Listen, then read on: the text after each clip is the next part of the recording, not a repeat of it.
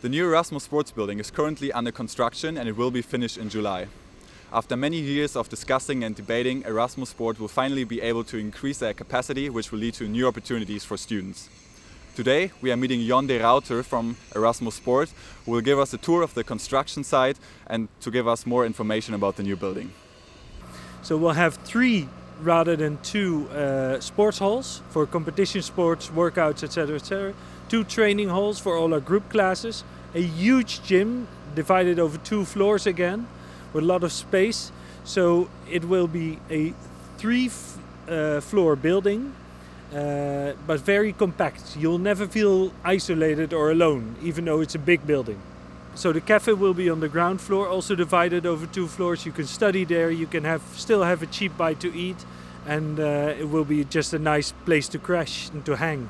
Are there any new technological improvements? So the climate and the ventilation will be much better.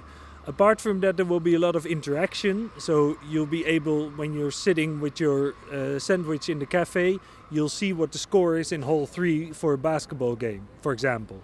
If we have events, if we have Eureka Week people sleeping over, we'll have a big screen where we can even screen movies on if we want to. Everything will be done with an app from behind the counter. They can lower the baskets to the perfect height. It's fairly multifunctional. We want to be able to host exams, even though our core business is sport. During the current academic year, many sport associations reached their capacity limits, which led to long waiting lists for students who wanted to join those associations. So can the new sports building be a solution for that? The current height of the demand is so incredible that I'm wondering whether or not we can host it all. But what we've decided is, even though we get a lot more capacity here, we will maintain all external contracts to host everybody that is now still on waiting list. So even though we are getting an extra hall, we'll also be renting external halls if we need to, otherwise we can always cancel them. Can you tell us anything about how sustainable the new building will be? Yeah.